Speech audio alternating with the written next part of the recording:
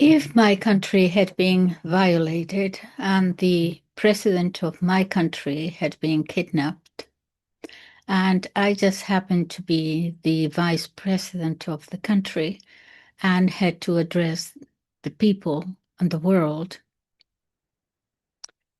this is what I would say. Today, I speak not only to my people, but to history. There are moments when history leans forward, when it listens to see whether those entrusted with power will speak as custodians of civilization, or at least of their country's dignity, not as highway brigands dressed in uniforms, mistaking plunder for policy. This is such a moment.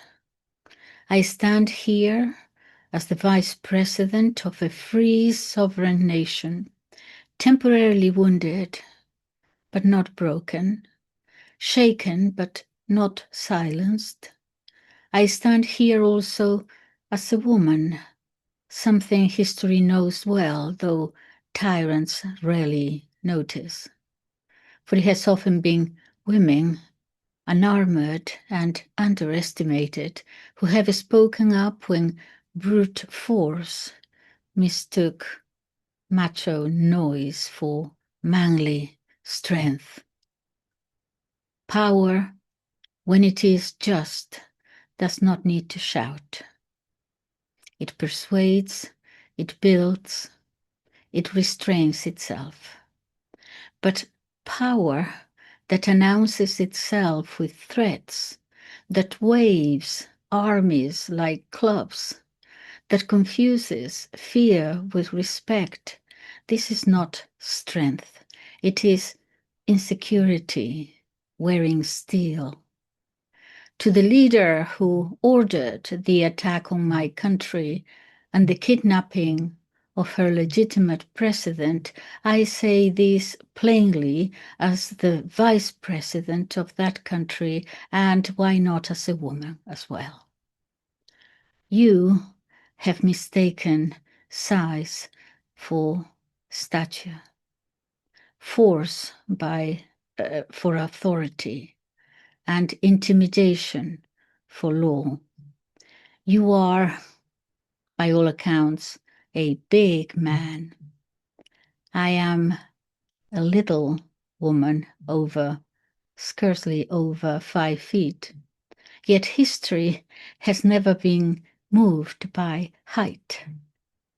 It has been moved by courage. And courage, I assure you, is not measured in inches. It has been moved by constancy when terror demanded surrender, by restraint when vengeance was tempting, by memory that outlives empires, by the quiet refusal to be reduced, rushed, or broken into a spectacle or a TV show. Antigone was born. Catherine of Aragon was isolated, and yet neither was impressed. History does not ask whether they won immediately, it asks whether they stood. They did, and I am standing. You, by contrast, cannot even stand criticism without reaching for force. You may believe that by seizing a man you have seized the nation. You have not. You have merely revealed yourself to the world. The mask has slipped. The bully now stands in full view, not formidable, merely exposed, naked, demanding submission because he lacks the intelligence to earn respect. And let me say something now, not as a strategist, not as a diplomat, but as a woman whose country You believe you could shame into silence. You thought violation would make me smaller. You assumed outrage would make me reckless. You expected grief to unseat my reason. You were wrong. A woman who has been scorned to the brim does not beg, and she does not bark. She remembers. She measures.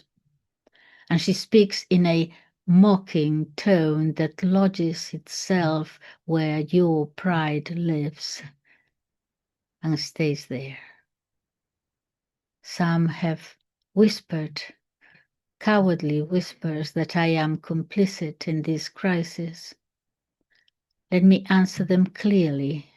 No nation worth its salt conspires against its own dignity, and no woman worth a womb conspires against her own people. I did not rise through shadows.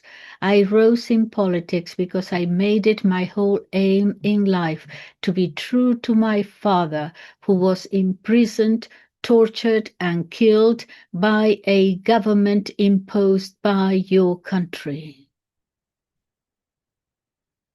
Yes, I will speak to your advisors, our enemies, up to a point. Diplomacy is not duplicity, it is discipline. But do not mistake, do you know the difference? Civility for weakness, or patience for permission. There is a line that separates dialogue from degradation, and you have crossed it. You have crossed it when you violated our sovereignty. You have crossed it when you abducted our elected president. You have crossed it when you imagined that humiliation was a weapon that only you could wield. Let me remind you of something older than your armies, older than your ambitions. I do not come to you with a sword. I come with something far more dangerous: clarity. The world is watching, and it sees not a titan, but a man frightened of being laughed at, terrified, terrified that the smaller voice, spoken calmly, might reduce his thunder to mere noise and theatrics. Here is the truth you cannot bomb. Here is the truth that you cannot kidnap, cannot erase, and cannot ignore. You will return the president of my country to my country immediately, alive, unharmed. I don't want him to have stage 4 cancer in 2 months. Alive, unharmed, without conditions, without delay. This is not a request. It is the minimum requirement for your re-entry into the community of nations. History is generous, but it's not kind to bullies who mistake brutality for greatness. Choose carefully what you wish to be remembered as. Caligula, or proof that cruelty is all that remains when courage is absent. Caligula, or a name spoken only as a warning by women who outlived you. Caligula, or nothing at all. But you might indeed prefer to be Caligula to nothing at all. Caligula indeed to the world, to your own country, more like Nero. I have finished speaking, now act.